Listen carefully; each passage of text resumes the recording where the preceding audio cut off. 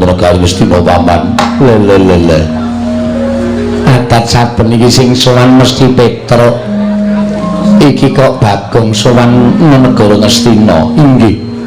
Mbok menawi Bagong gadah wigatos nggih tumuli katimbalana. Uduna. Menen dawuh.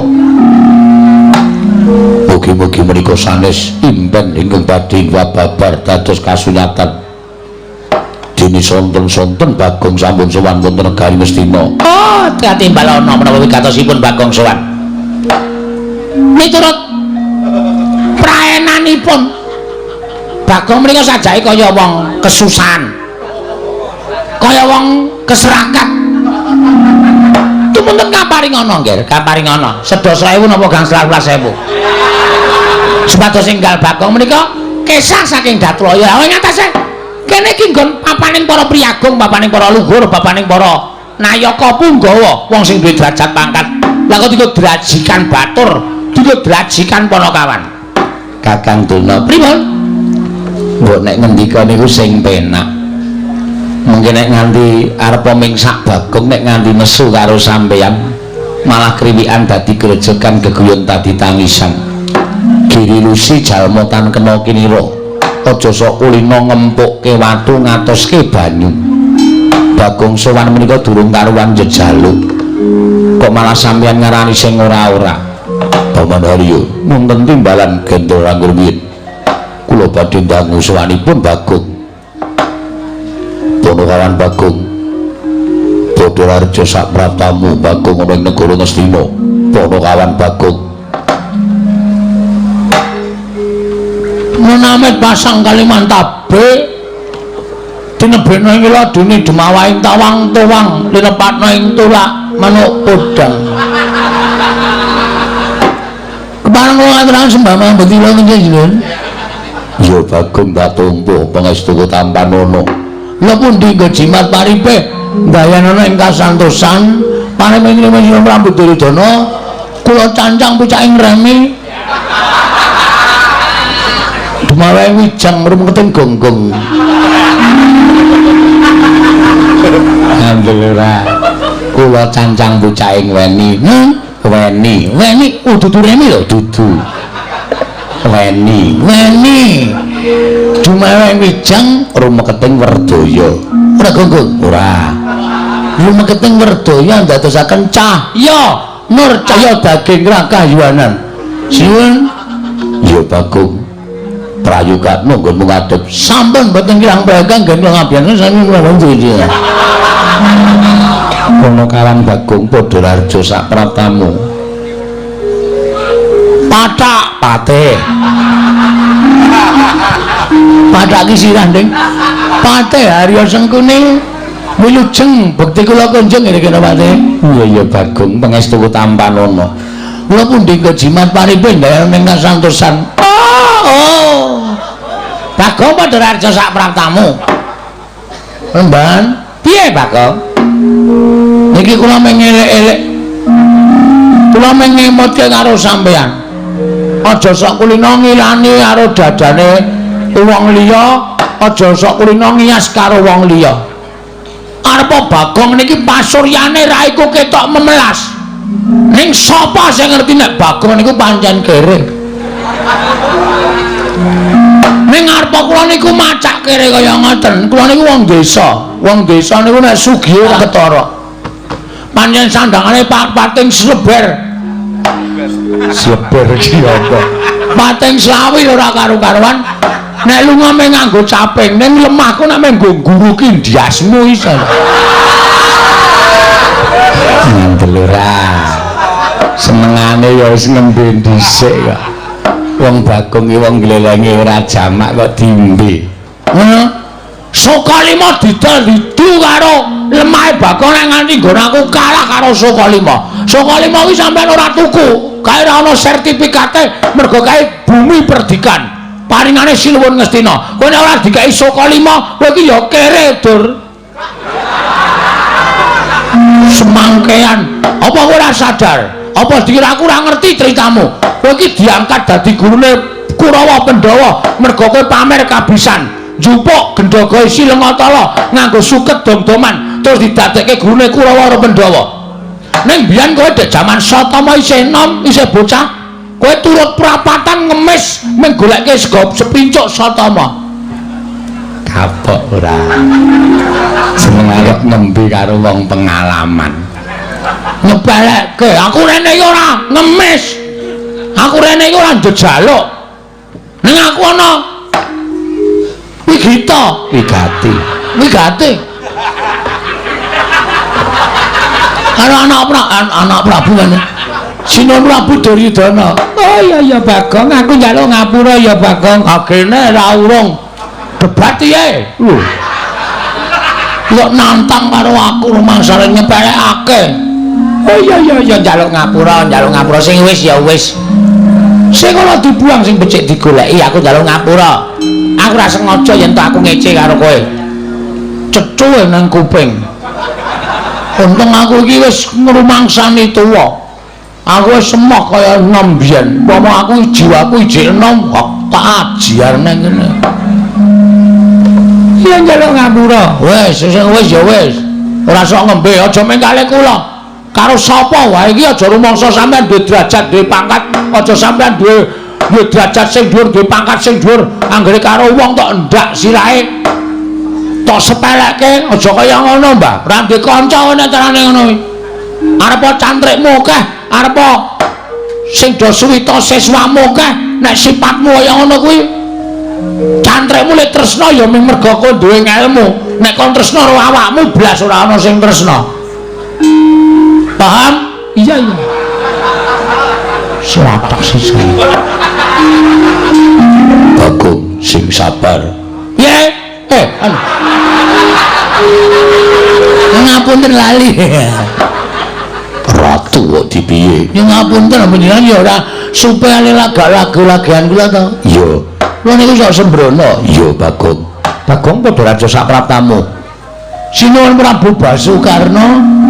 Wilujeng bekti kula konco nggih sinuwun. Iya Bagong tak tampa pangestu tamanono Bagong. Lha nggih.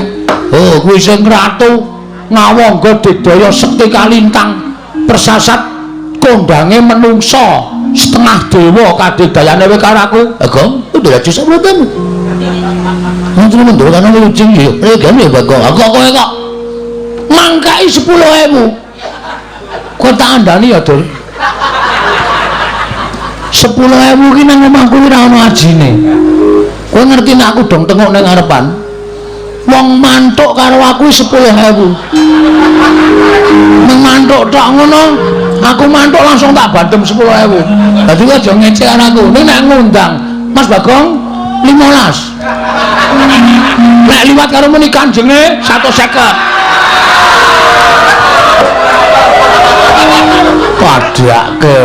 Padake cah tipis. Luwih saka tipis. Bono kalam Bagong. Wonten dawuh sinuwun. Sowan tanpa tinimbalan. Ngono. Bono wigati apa? Ingkang sepisan kula ngaturaken sembah sumung kemeng pangabekti kula kunjuk. Ya tak tampa. Dungkap angka kalih inggih menika sumene. Caedan. Dungkap angka sing arep tok pangan kuwi apa? Mboten nenten to? Ora ana. Oh nggih, sumene kaliwati. Ing angka loro sowan kula menika namung mboten bedah kaliyan Sinuwun Prabu Duryudana, ning kula niku nduwe gegayuhan, duwe pepenginan. Pepenginan apa? Ngaten sinuwun. Sawetawis kula tak crita nggih. Iya, ora dadi ngopo. Mboten kesusu to? Ora. Kula niki kayane urip niku kaya kurang ganep. Ora ganep sebabe. Sebabe kula niku kok ngajan-jane kepengin to sing jeneng wong urip niku ora kudu ngabekti karo wong tuwa. Upamane wong tuwa niku wis ora ana, ya saora-orane anak niku nduwake ana ing pesareane wong tuwa. Iya.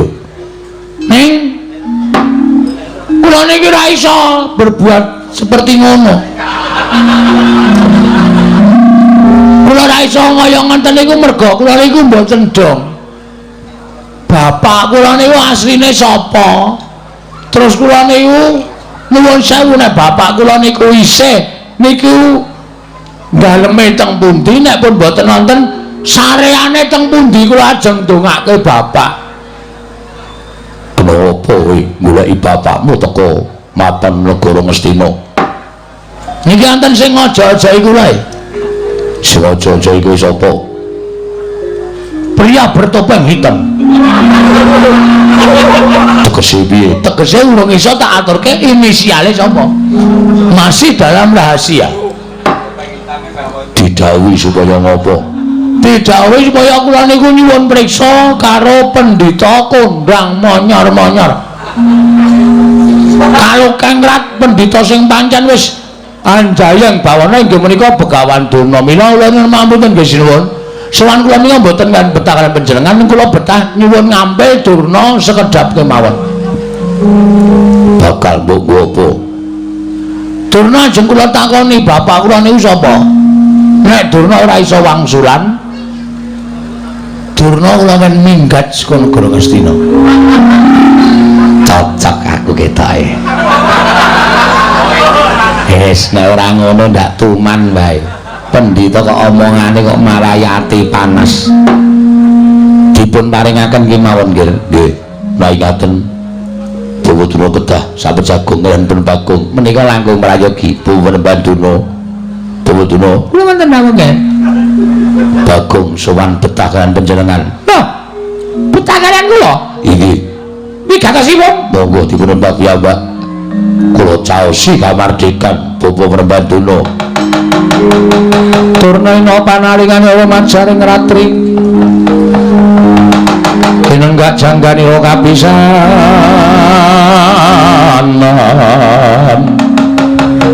aning mrang Bratayuda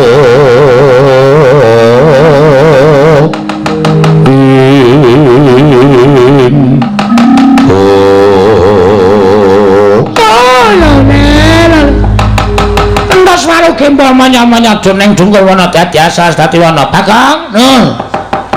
Ngendikane ana Prabu Duryudana kowe butuh karo aku? Nggih. Butuhmu karo aku ngapa? Kula ajeng nyuwun prisa, Mbah. Kula niku janjane dianak-anake saka sapa lan kula niku bapak kula niku sapa? Lho, kowe iki goblok apa piye? Kowe wis puluhan taun nganti mangabad-abad melu karo Semar Badranaya. Cetha wong semene akeh padha ngerti yen kuwi anake Semar kok tak takon bapakmu kuwi sapa? Kosike. Nek mung perkara kula anake Semar wae pancen ya do ngerti kabeh. Ning jebul setelah kula cek teng kelurahan niku ternyata kula niku mung anak pepekan.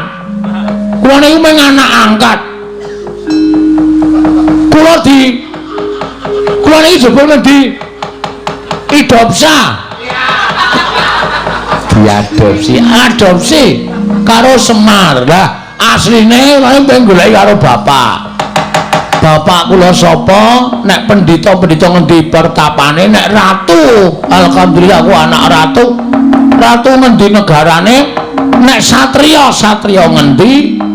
Kasatriyane. Takon dadi kowe takon aku. Ajarane sampean pendhita ampuh. Perkara apa karo ora kene aku ora ngerti karo bapakmu. Mergo laire dhisik kowe. Kula ngerti nek laire ini dhisik kula mbane sampean. Nek sampean iku kondang pendhita ingkang wasis, ngerti karo lelakon sing panjenengan boten ngerti, ngerti karo lelakon sing bakal lakon tegese netra sampean iki iso nyawang masa depan atau masa lalu. Ringkeng saking menika nek sampean wis mani ngadeg dadi brahmana niku sampean kudu wani ngaturke bapak kula sapa. Nek sampean ra iso ngaturke bapak kula sapa, sampean kudu lunga saka negara Ngastina. Lho, kok sik kowe aja ngawur. Jangan tadi kowe ngusir karo Begawan Durna. Saka pertapan saka lima saka negara Ngastina iki karepmu piye? Derajatmu mung batur, derajatmu mung ponokan kok ngusir karo Begawan Durna.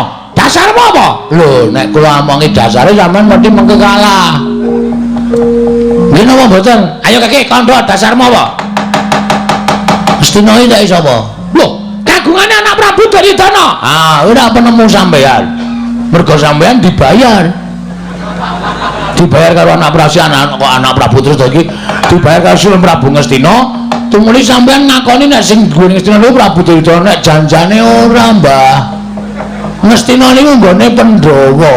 Merga sing dadi ratu sadurunge Pandhawa utawa anak Sinuwun Prabu Duryudana menika inggih menika Prabu Pandhu Pramuka. Prabu Pandhu Dewayana, Prabu Pandhu Dewayana niku Nalendra Ngastina. Apa ta sebabe? Kok Sinuwun Prabu Pandhu kok ora maringake negara marang para Pandhawa? Sap iki sebab disingkat dadi Sap. Sap Prabu Pandhu Dewayana dibanjut karo dewa. Dibanjut karo dewa nalika Prabu Pandhu niku nyuwun ngambil titiyane Sang Hyang Jagat Girinata inggih menika lembu andini dinggo titiyane Dewi Madrim. Dudu Bathik Madrim lho. Dewi Madrim. Nganti Prabu Pandhu sumpah menawi sing pulun Sang Hyang Jagat Girinata menika maringaken ngambil lembu andini benjang pejah kula sagah manjing wonten ing neraka. Ngoten niku. Monggo Prabu Pandhu pun nate nampi sumpahe Kidang Kimindama. Do nalika Prabu Pandhu bedak wonten ing alas ana kidang loro lanang wadon arep do piye? Ora usah tak genake, sampean wis ngerti dhewe jaman sampean karo jaran. Hus. Melancang ucapmu, ayo wis ngono kuwi. Lagi do ambus-ambusan. Jenenge Prabu Pandhu dipanah. Terus Badar Resi Kimindama nyupata karo Prabu Pandhu. Ana wong arep sakaron sih, ana wong arep saresmi kok tok ganggu. Mula kowe iso nek nganti wani campur karo bojomu ing kono bakal tibaning pesthi kowe tekaning pati. Sedhe Prabu Pandhu. Piye ndek bojo loro? Lah iso digapak-gapake. Nah, Prabu Pandhu tumuli dibanjut dening dewa. Sampune dibanjut merga Pandhawa isih cilik-cilik, Prabu Pandhu tumuli nitipke negara kalian rakanipun inggih menika Prabu Dastarata. Kakang Adipati, kula titip negari benjang menawi Pandhawa sampun dewasa kula aturi maringaken dhateng Pandhawa. Ning wangune Prabu Dastarata ngemut gula krasa legi luwe-luwe. Diojo-ojoi karo kiwa tenganing Prabu Dastarata, ya kuwi adine Ipe. Adine Ipe, Prabu Dastarata sapa? Aku. Wis ngaku wonge wis ngaku. Terus nganti tekan mangsane negara Ngastina dadi darwahe Prabu Duryudana nek jane kuwi nggone para Pandhawa. Lho, jaman Prabu Pandhu kaya ming abdi kaya ming batur. Kosek. Sing yasa Ngastina iki Prabu Sentanu. Aku ya momong, Mbah. Prabu Sentanu yasa negara Ngastina. Niku nuwun sewu. Kula nyuwun pangapunten lho, kula niku melu ngudhak semen. Melu gawe pondasi, melu munggahke blandar. Dadi kula niku duweni hak tumrape negara Ngastina. Mula nek Ngastina ngene iki ana wong sing ora iso dipercaya, boleh pendhita sing ora nyata. Bagong tidak terima. Harus go on.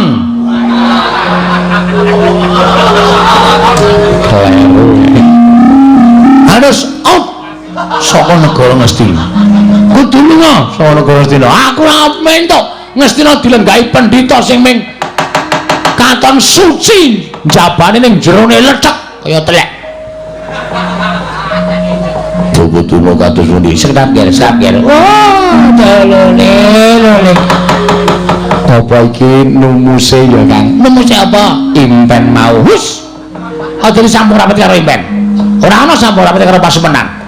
Upama ana sampur rapet karo impen apa ya Bagong iki bakal keduga dadi Senopatine bakalan dono. Oh, ora bakal iso. Bagong ora bakal iso dadi Senopatine bakalan dono mergo dono kuwi ora bakal iso dipateni dening ponakan Bagong. Sing kandha sapa? Listrik kowe tak mateni kowe modar kabeh kok. Apa meneh ming menungso? Pun sampean mang ngomong. Ngerti mboten bapak kula? Oh, Bagong. Yen kowe takon karo bapakmu, sejatine aku ngerti ya ming karo Semar kuwi. Semar kuwi bapakmu, Bagong. Mula nek takon liyane bapakmu liyane Semar kuwi aku ora iso ngandhakake. Sing gedhe pangapuramu. Nah, wis sakniki cetha nek ora iso ngandhakake. ateges sampean kudu lunga saka negara Ngastina. Sampean ku kesah saka negara Ngastina. Lho, lah kok dadi kowe nunduk karo Begawan Durna? Ah ora iso wae. Gelem ra gelem sampean kudu lunga. Ora gelem lunga saka negara Ngastina aja kelakon dosa. Ngendi kepethuk Durna tendyangi. Wus. Lole panusmaning jajaran sultaning dawane iblis arat. Lah kok dadi kowe kaya ngono, Bako? Dinengke karo wani karo Begawan Durna. Aku ki ala-ala ki priyagung. Aku ki piyai luhur. Aku ki pujangganing negara Ngastina. Komeng diwaneni karo kere gedhi bal 17 kaya kowe iki. Kowe iki dinengke malah nylangkah sadhuwuring tenggak. Aku ora ngerti karo bapakmu, karo minggat jos karemu, ora ya sakaremu, legane ngatiku.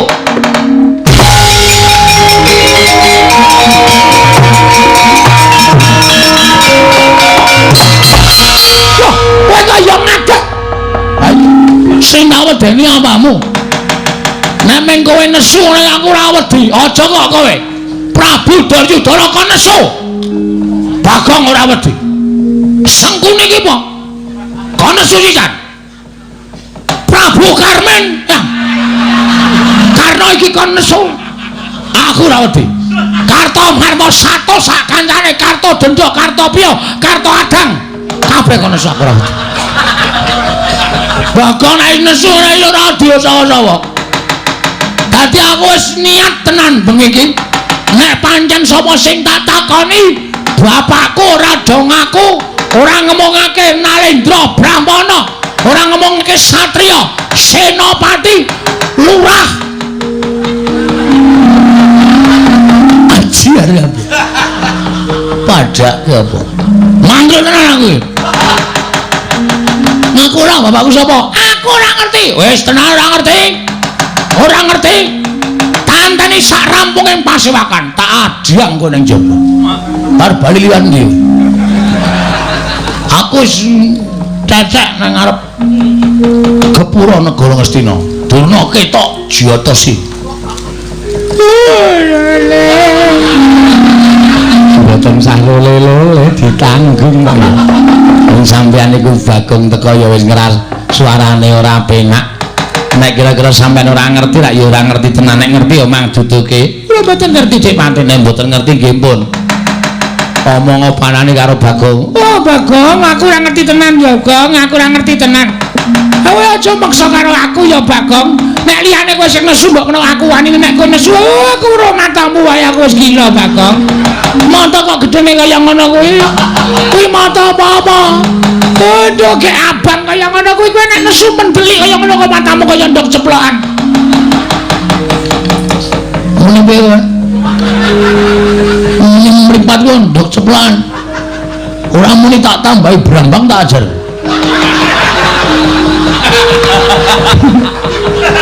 Tak ajar tenan lho. Ora nyepeleke lho. Bagong nek katokan teneng abang ini berarti malam ini dari sore sampai pagi Bagong ngerol. Tenan iki aku ora baen-baen. Ayo, pokoke kowe kudu ngerti. Aku ora ngerti tenan, Pak. Ora ngerti tenan. Ora ono. Seret jopo.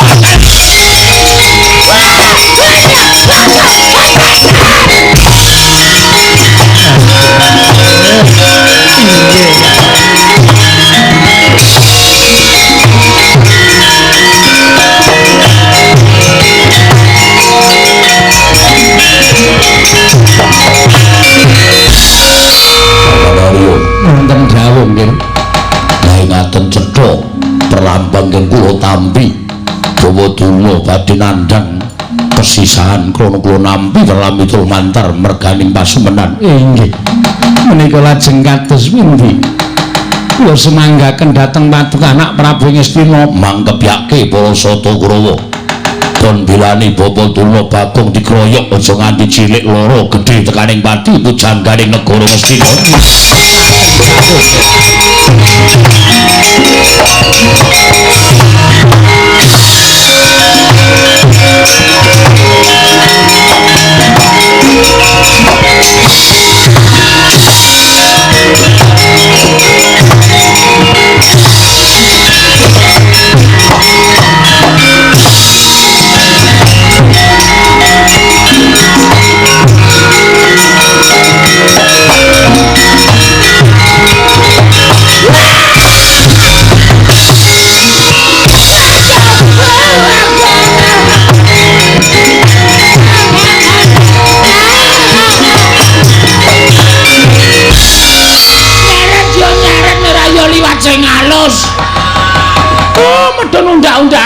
sirahku diseret.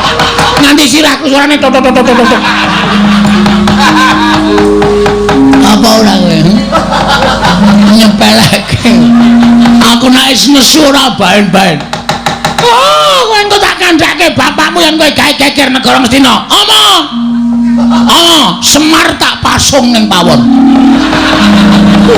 Ora bakal wani Semar ngelekke karo aku. Gareng wis tak ancam, Petro wis tak ancam. Truk, Reng. Ya bengi iki arep dadi lakon. Aku arep ngisuh ngandhane awak. Pampak sirahmu. Do pucet sirahe. Ya bengi iki aku gleleng tenan. Oh, kowe engko bakal dikeroyok dening Sata Kurawa. Piye? Keroyok dening para Sata Kurawa. Kowe lho, Bagong rene iki ora mung ijene. Lho. Kowe nggawa kanca? Nggawa. Wong pira? Wong 5. Papat to 5, papat. Papat 5 karo aku wis pas. Ana perang para gonggong.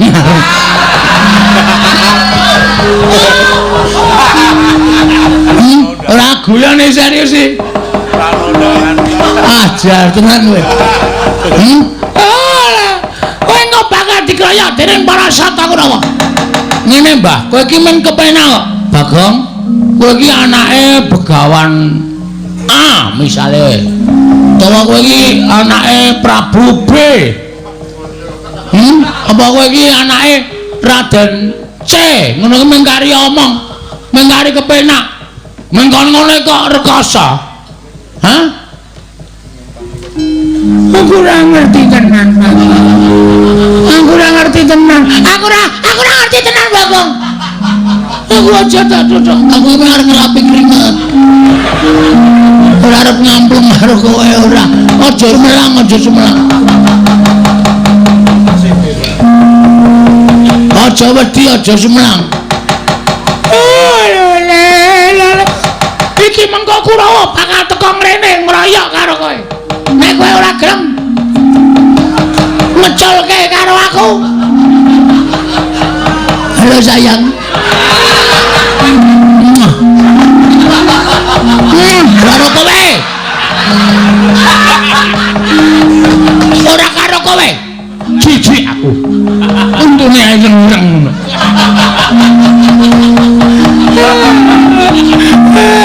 Ayo kowe mawar ngundhake Kurawa ngeroyok aku to saiki Nolea. Nolea sapa? Sapa botoku Nolea?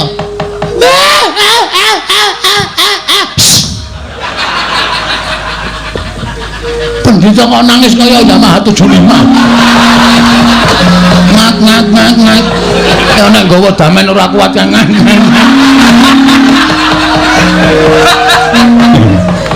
Piye, Gong? Mboten ngerti ya wonge. Lho, ora ngerti. Mboten ngerti jare pendhita pengpengan. Mboten ngerti kula kok dadi ora dong niku. Terus kula ngancam nek pancen ora ngerti jauh diajar ya kula seret saking Datraya. Bagus. Mergo sing dadi harapane menungso, kowe takon karo sama padane menungso, Begawan Durna kuwi saora-orane iki gurune bapak. Bapak kowe satriya pengpengan kowe Suwitara Durna nek Durna ora weruh, gunane apa nggo sandangan cara pendhita? Gunane apa nganggo sandangan cara Brahmana? Dadali sandangane. Dadali, turake katoke cawet. Kula iki bantu jepreti. Aduh. Kula nglakone wis mules aduh. Aduh, Bagong, aja ngono ya Bagong. Aja kaya ngono ya Bagong, aku wegah tenan Bagong. Kowe kudu bloko ora boko iki alga Joko wis nang mburi lho. Hati-hati lho. Mas aja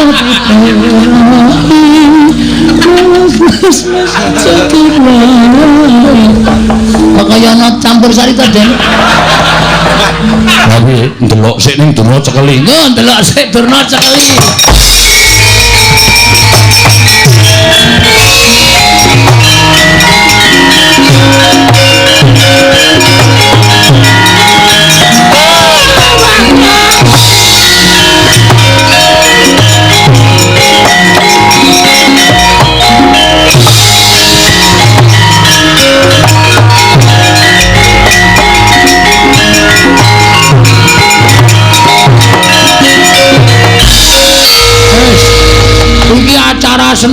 wis paripurna.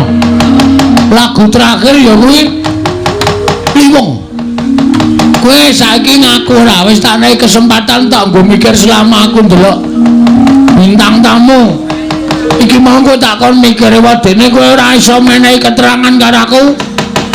Kaya jumbo kandhaku ngarep kowe kudu lunga saka negara Ngastina. Ora iso menehi keterangan karo Bagong. Percuma kowe dadi pujangga negara Ngastina. Aku ora ikhlas nang Ngastina dilenggahi pendhita kaya kowe sing ora ana nyatane legane ati.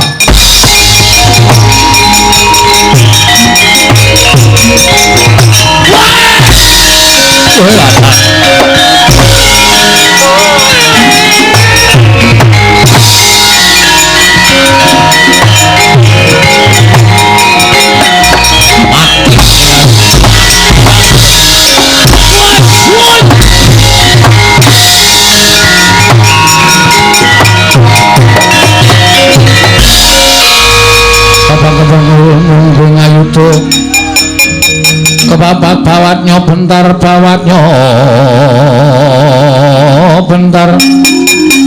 kebabaknya munggu ngalogo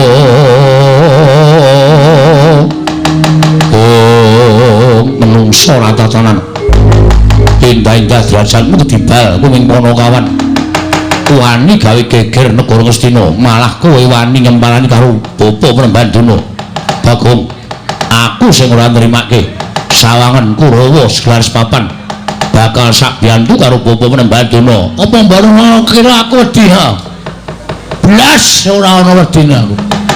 Nameng Kurawa wae aku ora jinjo mula aku wani ngeret-eret Begawan Durna pancen tak pancing niatku men Kurawa nesu karo Bagong. Nah, dipangan umpanku karo kowe Karta Mandul. Karta Marma. Arep ngopo kowe? Arep nganu ngajar Bagong ora wedi aku. Bali ora kowe. Sesuk ora bali, saiki ora bali. Bali nek wis entuk keterangan karo Begawan Durna, nek entuk keterangan saka Begawan Durna, Kaunana Windarana ora minggir saka pawan kene. Kendharat tanganing Karta Marma. Panggah tayane garing ati.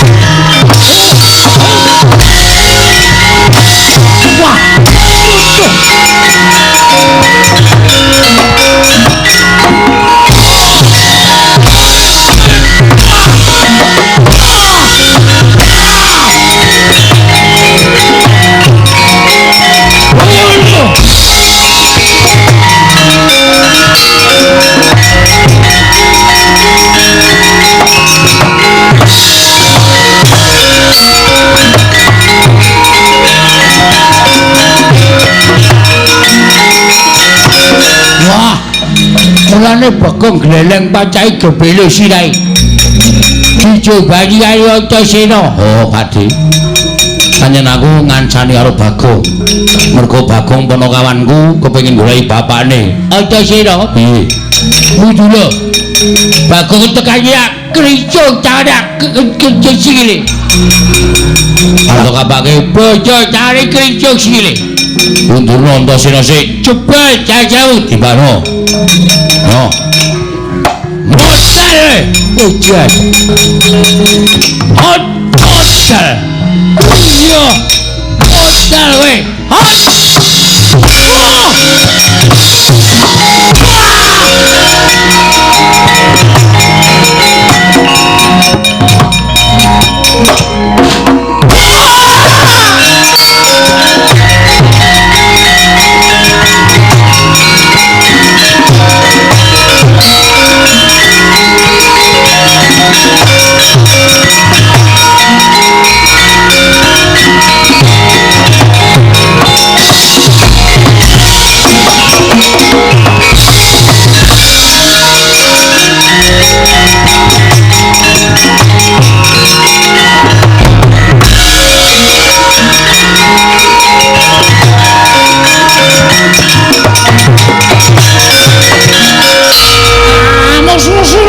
Jajan mrata imbagian padha-padha.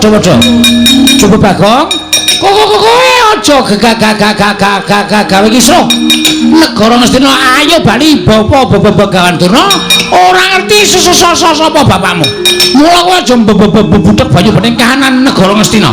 Kowe bali ora? Ora bakal bali. Tahu nono Windarana ora bakal bali. Bajikur kowe ngecek aku kowe. Kowe ngecek kowe ora ngecek. Wong gagape kok arep gleleng. Hah? Sawangan. Kartomarma, Surtayu. Kabeh mundur. Lah kok kowe wong ngomong ora cetha arep gleleng. Arep odor. Wasem. Durung tekan nggone wis dijebloke. Ayo, arep ngopo? Titi bantanganku kekakon titi jongek-jongek kamu. Ya.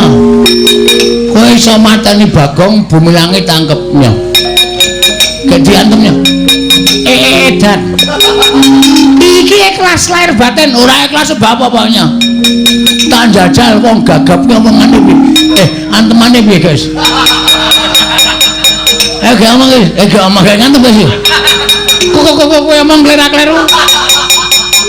Kek kelakon mati dening aku nyo. Biar kowe. Agene mung kaya ngono. Aku iku rino ketiban kambil tak kandhani. Lah nameng antemamu ora sepiro wae. Lho. Kowe rasa gleleng, ora aku tak omong karo kowe to. Kowe iki nang gleleng senengane ora iso kaya ngono kuwi. Asem perang disambi golek laron. Kayane kaya eman-eman iki nang nggon aku wis tak campuri ndok. Menjo banget. Ayo nana pancen kowe. Titik. Oh, mencok ra iku barang temenan. Wah, malesen. Cici traksi. Aku warsen. Kepiye? Aku warsen kowe ora mundur mungsuh Bagong tijungake ra nyawamu kowe.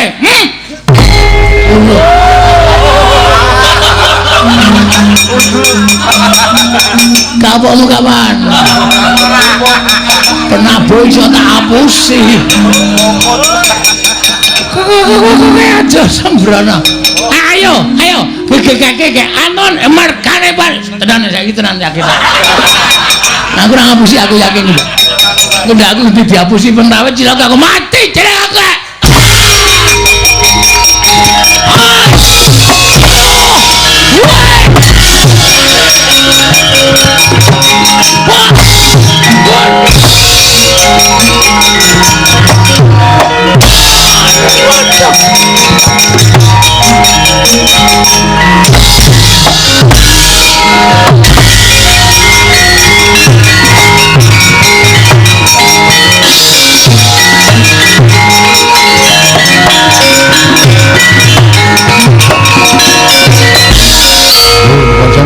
Mundur. Bagong ngamuk diwangi Antasena. Kurawa bubar mawut mundur. Mundur.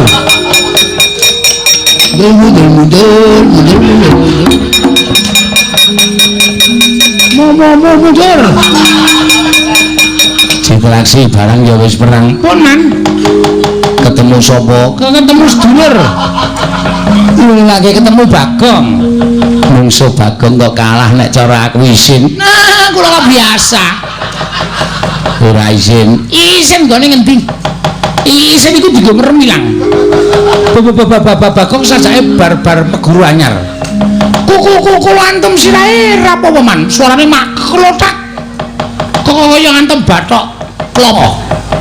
Wonge ngletak. Sing ada memendono matane. Terus kula citra-citra mundur iki mergane patimu bres. Kowe diantem udan. Wong edan ora candas wong digebuki bul-bul terus mangkel man. Pun cici cilaka nek ming musuh padha satriya wae ora masalah. Nek musuh wong edan-edan ngoten nika Kulawa kalah isin menang ora kondang. Nggih ta? Heeh.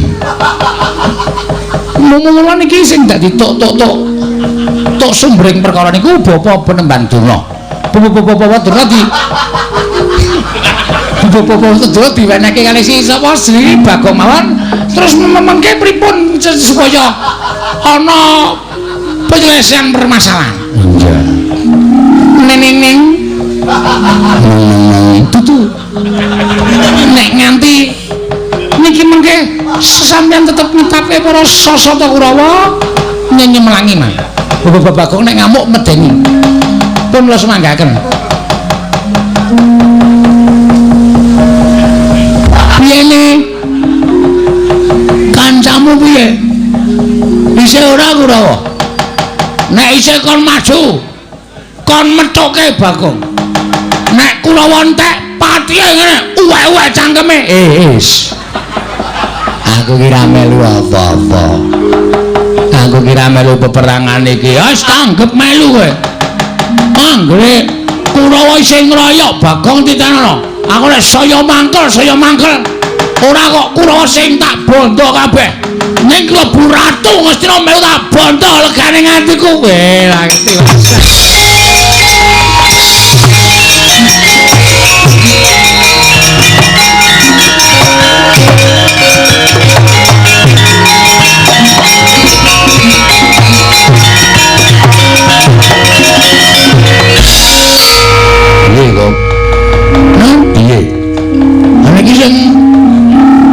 Sandra wau malah melayu sapa Durna laku ngoyak kowe dilarak karo Pak Dikartomarmo Durna ora ana sing jaga kula Durna melayu niku kudu kecekel kudu ditakoni teng pundi bapak kula nek ora iso kecekel ngrekoso arep takon sapa meneh ora takon Begawan Durna terus karemu sampean tanggung jawab iso nyekel Begawan Durna tak cekeli kowe ngoyak saka kene aku tak ambes tak methuki saka kono siap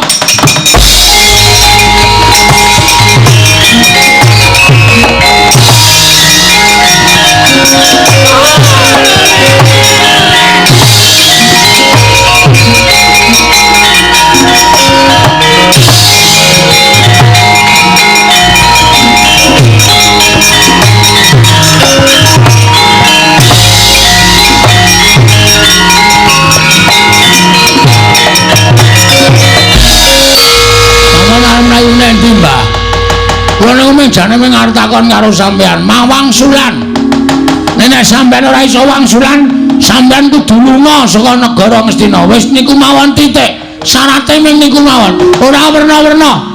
Bagong, aku kuwi ora ngerti tenan ya, Bagong. Kowe iki ya aneh kok takon karo aku, wong nyatane uripe iki dhisik kowe karo Begawan Durna kok dadi kowe takon aku. Ora ono jamal mengerti aku kok ngerti karo wong tuamu ki sejatine sapa iki aku ora ngerti. Sampeyan niku dadi pendhita sing ampuh. Nggih. Mula sampeyan kudu bloko. Aku ora percaya sampeyan ora ngerti. Mula sampeyan kudu bloko kali kula nek sampeyan tetep ngandhake ora ngerti, aku ora trima tenan. Oh, Bagong aja, Bagong. Ora iso. Wah, candala bondo, lebonge pakun jalan, pakake macan. Jane ora mlayu.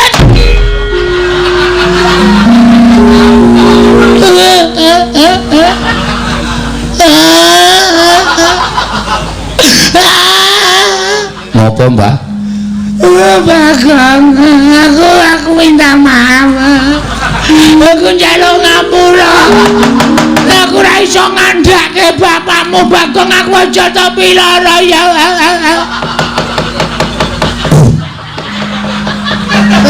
Cangkemku lebone walang. Aku njaluk ngapura ya, Bagong.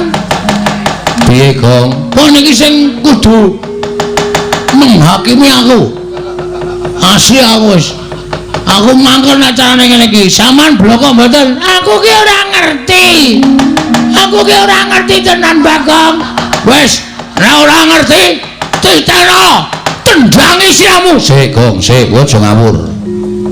Iki pendhita lho, Gong. Terus nek pendhita tok kurang ajar kok tendangi sirahmu, aku sing ora trima. Arep dikaya ngopo iki gurune bapakku. Durna ki tau tate mulang ilmu karo bapakku. Kena kowe nesu ning aja terus mulasara kaya ngono. Bener Antasena. Matur nuwun ya Putu. Aku wis tak lindungi. Ngono wae tak rembuke sing apik-apik, Mbah. Iki lho cah Bampung ngerti tata krama. Ora terus apenake dhewe. Terus ra entuk ditutuk dijotosi ra entuk. Ora entuk. Kena kowe takon ngoyak kena ning aja nganti nibake tangan. Kowe jane melu ngendi kowe? Mulak mae kowe no, Sena. Ora positif kowe. Ora grape netane ngono iki. Mau ngewangi aku saiki ngewangi Durna. Aku ngewangi Durna iki mergo Durna iki gurune bapakku. Nek kowe arep gendak swara karo Begawan Durna aku ora ngiklaske. Kena kowe ngoyak nganggo rembug ning aja terus bengok-bengok kaya niki luwih kowe arep jembalani karo Bapak Durna Yang Durna. Aku ora ngiklaske. Iya, ketok gedhamu saiki. Ketok lorekmu kowe. Kowe ketok ngewangi aku nek jatine kowe ngemuli karo Begawan Durna. Ora masalah. Ora masalah. Kowe ngeman karo mbahmu ora masalah. Ning aku saiki iso nitik. Aten-atene Antasena kaya ngapa? Njaba karo jerone wis beda. Cangkemmu sing apik lho, Gong. Cangkemmu lho. Wani karo aku. Meng perkara Durna lho iki. Meng perkara Kumbayana. Kok dadi awake dhewe nganti geger kaya ngene iki. Padahal mau sing ngakon kowe. Ndara Antasena kula kepengin takon teng pundi dununge bapak kula. Ayo tak terkira nek Durna. Takon Durna nek Durna ora iso ditakoni ra wangsulan, jotosi wong loro. Mau omongane sapa ngono kuwi? Kita rekam ning HP lho. Bisa tak rekam ning HP-ku.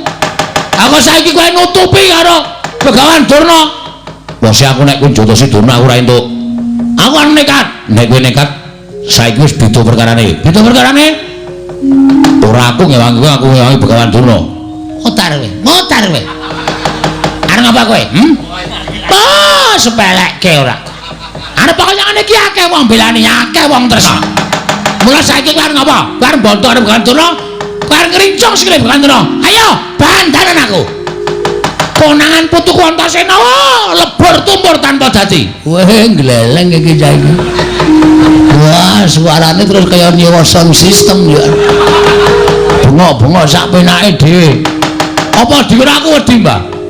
Dume sampean diwangi Ndara Antasena, aku wedi karo kowe. Gong, kena kandhane ora? Ora. Lho, ora basa. Ora basa ora apa. Ta wis nekat nanya. Mati nang ngene awujute kok. Gombane bali doyak-oyak bang plecet. Wong modar nek kene mbok ya wis. Nek ngono wis ora kena tak kandhani. Ora, bakal ora kandhani. Antasena. Nek Bagong ora kena dikandhani. Pateni wae gunane apa duwe abdi jenenge Bagong. Oh, cangkeme elek iki. Cangkeme elek iki pendhita kaya ngono iki wah, lambene jan senengane nglincipi cara papak. Nglincipi perkara. Wis saiki keleren ora? Ora.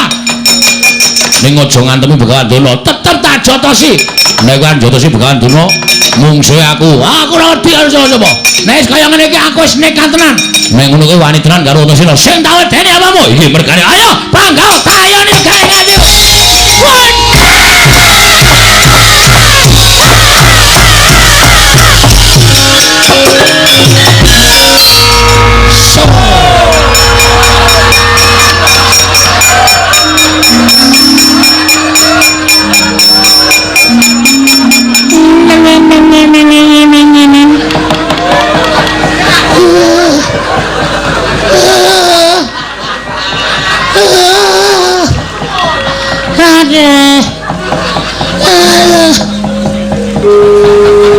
Ora apal sandiwara.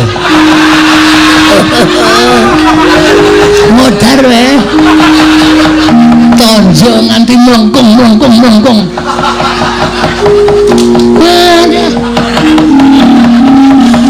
De pasir. Pripun Kakang Duna? Kula manggotan, Dek. Kula manggotan. Bayak tugel. Waduh, nenek iki. Mesti di give. Napa? Di give. Give ya gelem kok kula. Mana wae lah eneng sing wangi. Lah tak gawa mlayu ketiwanan.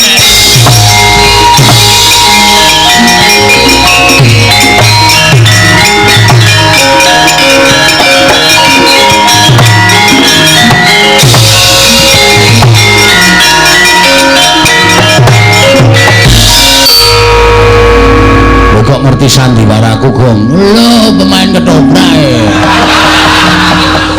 Aku wis paham sampean kedap-kedip mripate. Lah wis oke. Ini jak prahmen iki. Kok Durna kok ya ora sadar. Dek gleleng banget. Barang sampean iki mergane pati kowe cancut tali kondo jebul tepat. Lek ku ngantem sajake keseron, Gong. Tantem goncengol terus ndungkuk terus tiba ning lemah cacat ora ya cacat sing wis perot-perot kok nek kula ora pati parah wong kula nggon bathuk niku atos kok iya terus iki arep piye terus niki pripun kula ngemudi jelas Durna ora ngerti janjane aku arep ngene dalan karo kowe ning aku wedi kok wedi masalahe nek aku katut-katut monggo aku nampa duka luwih-luwih aku bakal dipidana sebab mengono siji sing ngerti kudune ngerti mengono siji sapa dewa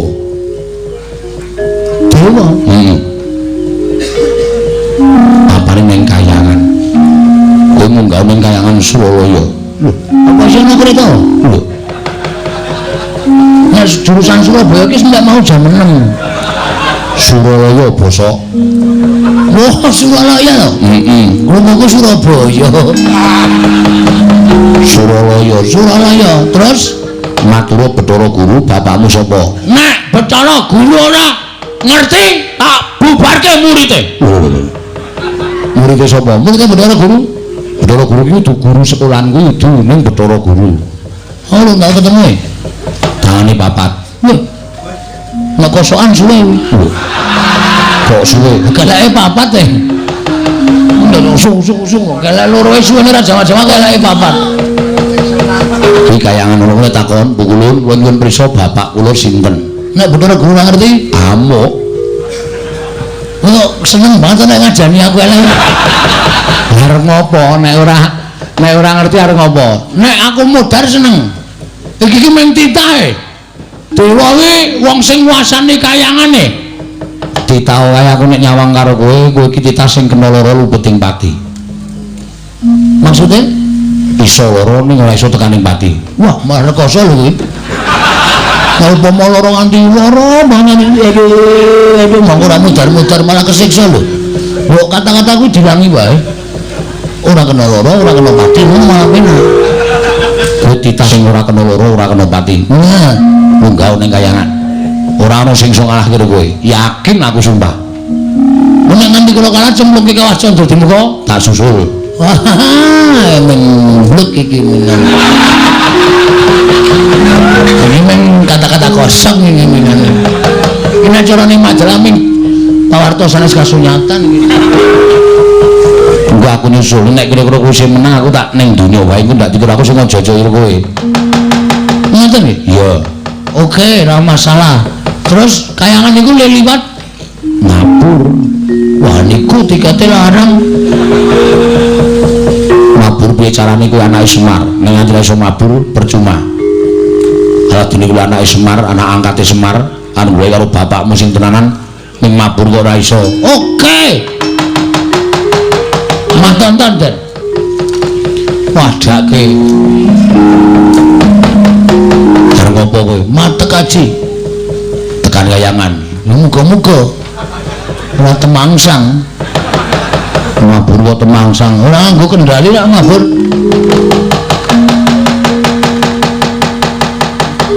Oh, mripate merem-merem. Menengo ta iki lagi ndonga.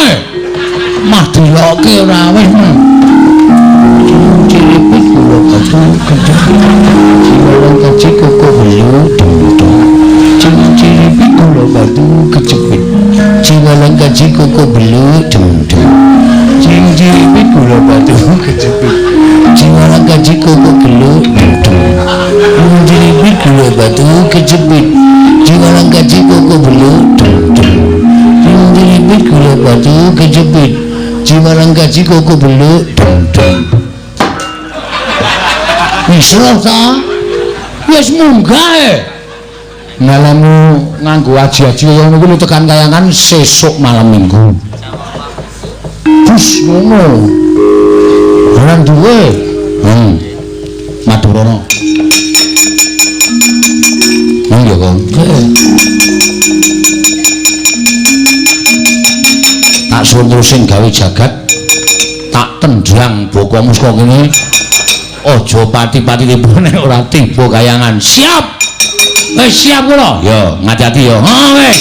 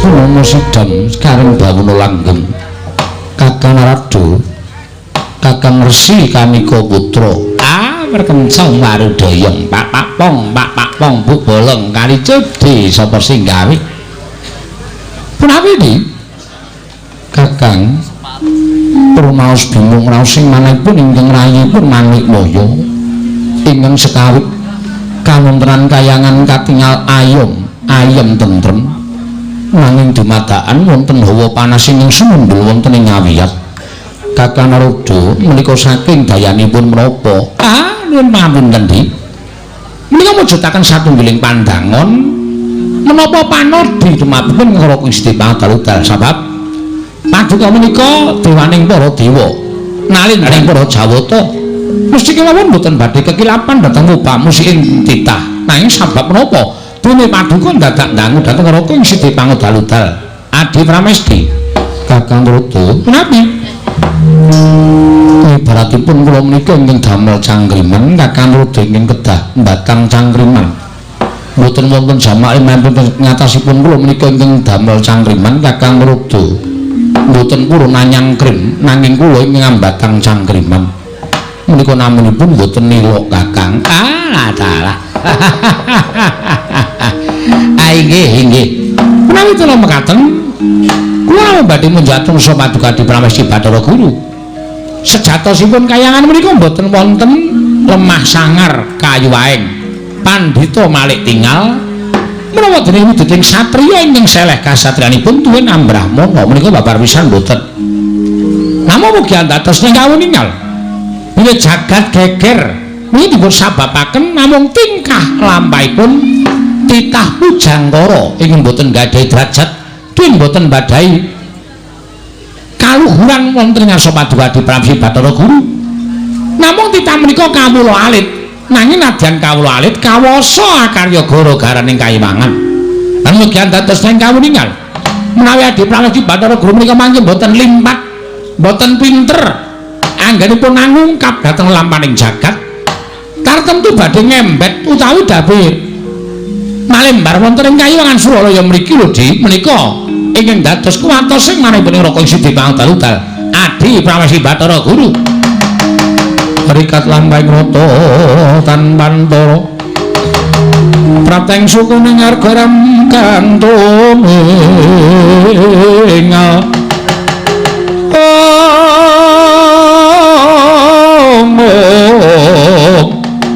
Uram kang tumingal dendeng saengga praja Dereng ngantos paripurna Balacana kasara ingkang wantun minggah wonten ing Bali Martya Kunda Manik nenggat majanipun Lurah Semar Lurah Bagong ngerpepeh pindha sata meterang arek karo kagiat kang samya mulat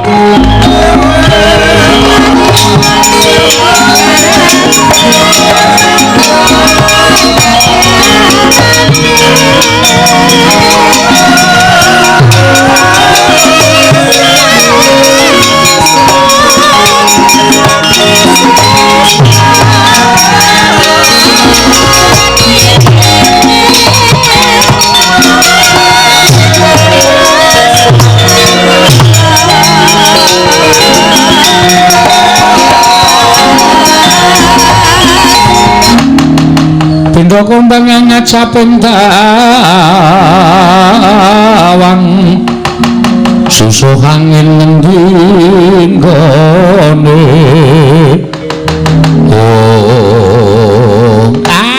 dalah apa ta kasara lidak ujaring wong daplok inggih menika dititah ingkang kula ngaturaken damel gara-gara wonten ing jagat Bagong Kakang nggih mboten kinten babar pisan teka Bagong karya gara-gara ning kayiwangen ing mekaten tumrih timbalan menapa wigatosipun Bagong sowan mongko tanpa tinimbalan Ponokawan Bagong Padhararja sak prapta kita Ponokawan ngilaheng wis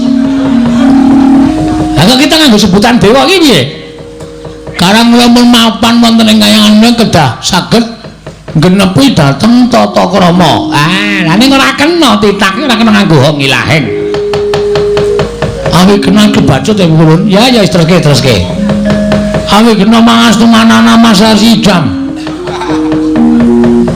Pulun Bagong kula ngaturaken sembah sungkem pangabektinipun ing ngabdipun Ponokawan Bagong Pulun iya Bagong Pulun apa nah Pulun Bathara Guru astanipun sekawan menika nggih pados kaos wonten pundi Pulun gak tenan ta iki senengane apa-apa kok ditakokke kok asal usule wong pinter ki mergo ora isin tetakon nggih ta Pulun jab niku nek tuku kaos menungsa lumrah monggo tangane papat napa bolongan siji dinggoni wong loro napa mboten sesak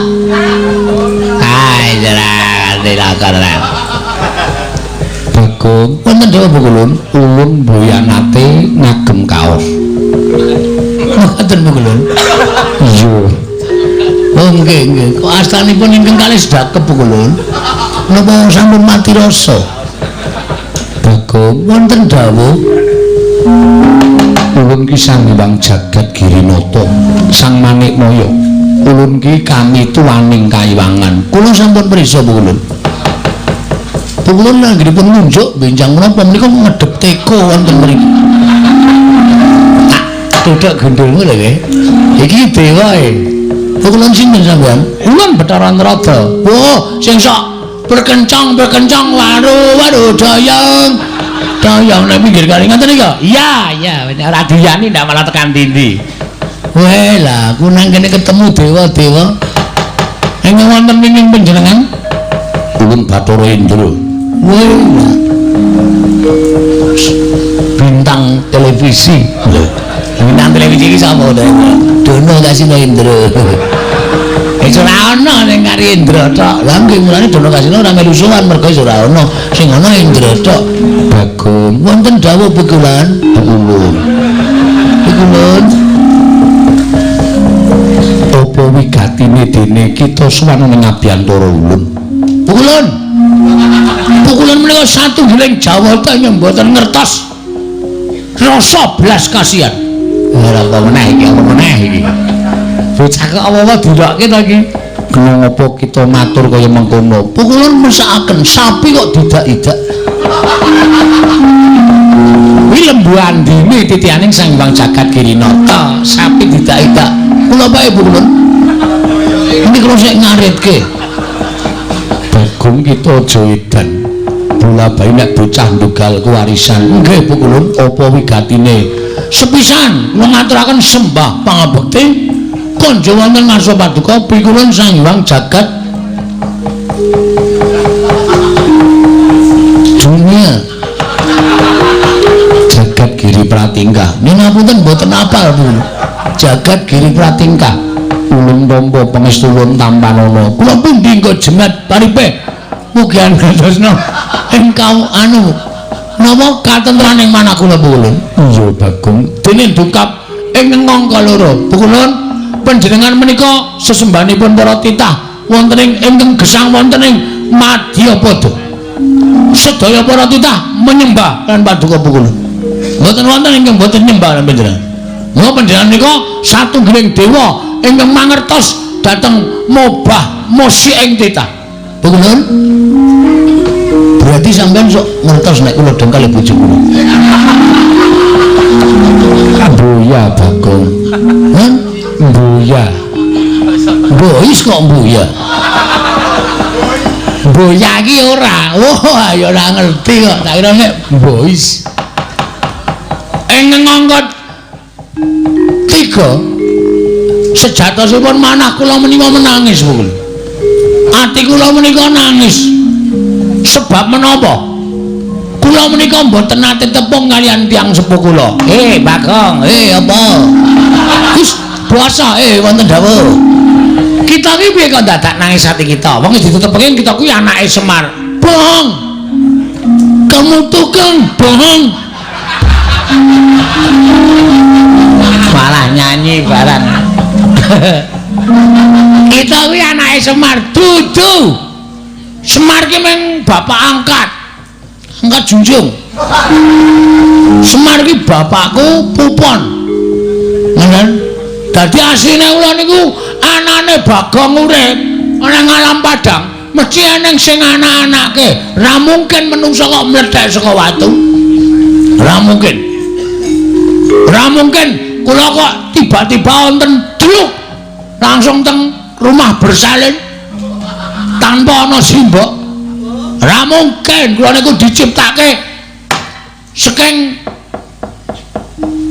tumindake bapak kalih simbok mula kula ajeng takon bapak kula sejatosipun menika sinten Bu Kulun Bagong dalem ulun critani waduh suwe Bu ya ulun tak crita kelawan jeneng kita kita kuwi sayekti mbuya dianak-anakake sabab ngerti yo kita kuwi asale saka ayang-ayangane Kakang Ismaya nalika semono jeneng kita kuwi dudu Bagong nanging Gombak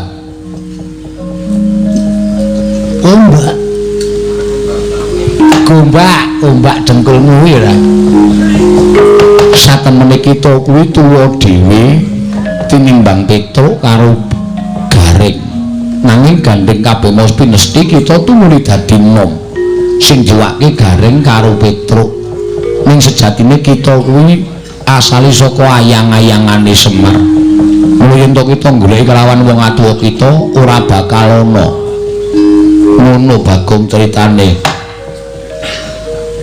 kok kaya mung dapusi ta iki ora mungkin wong kok digawe saka ayang-ayangane Semar atene ayang-ayangku dhewe tak gawe wong wedok ayu terus tak pek dhewe sampeyan ampun ngayara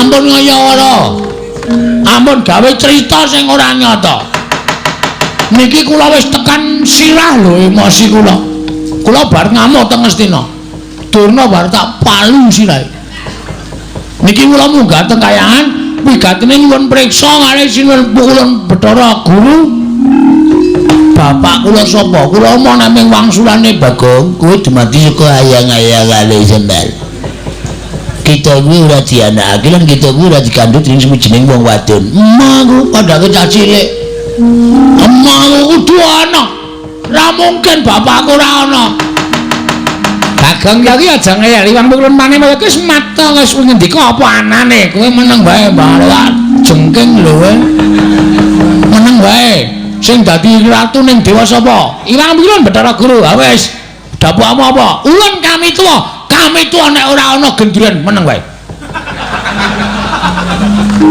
kami tuwa kok rewel ulun iya ulun mriksa Bu Kulon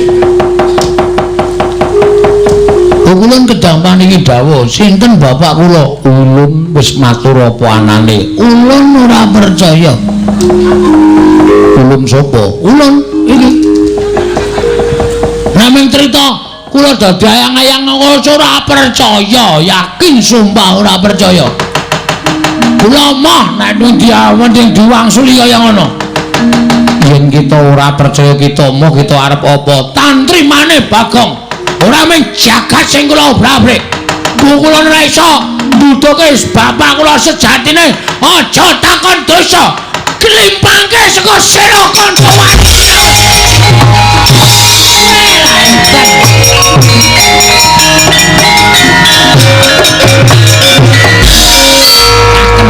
cakentir caitan rada petuk iki malah kurang ajar ta iki. Kita iki karepe piye? Bathara Guru kok tok getak nganti mlayu. Kowe mlayu ra we. Ora mlayu ditenono we tak nggo dolanan asli. Tak ilangin tupe tak nggo buru-buran. Padake tawon ora. Sapene dhewe kowe mulung ora. Bathara Guru sampean ngerti ra bapak kula sapa? Kula ora ngerti. Ah, padha wae iki. Plothok peteng wis.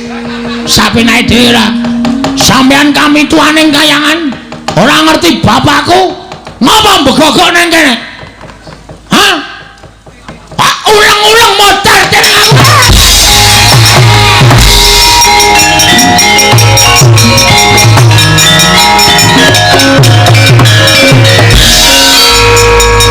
Bagong wong kang kaya kowe aja karo wani marang kadewatan iki putrane Bathara Guru ngangka catur Bathara Indra ingkang bakal mbondo lawan kowe yen perlu tak lebokke ning kawah Candra Dimuka kowe sing tak lebokke ning lemari es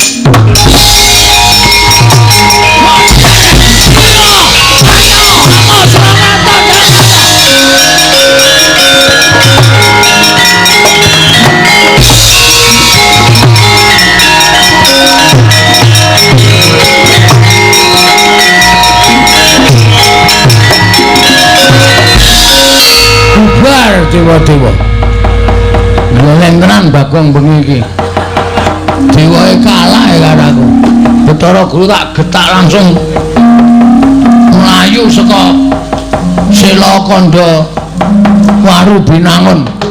Bathara Antrada ndelik Indra numpak mobil jeep langsung lunga. Apamu kapane? Gak kayangan sepi banget iki. Iya iki. Ora ana wong ping. Tak mlebu ning Karang Kawidodarene kok ya. Sempatan iki. Kene iki mesti widodari lagi adus.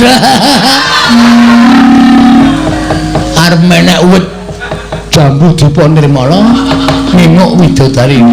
Widodari iki ayu-ayu. Ning aja engko ndak malah ora ketemu karo bapak aku makokean dosa. Lho goleki bapak ora ketemu malah niatku malah elek nginjen para widodari. Kaoyahe Bathara Guru. Kok iku nek ora takon sapa meneh paling dhuwur ning Bathara Guru kok. Lho Guru. Iki murid wis mlumpuk. Kowe arep mulang ora? Malah mlayu. Hei. Omar Bakri. Jan wis nek ora ngono Bathara Guru, ayo aku ki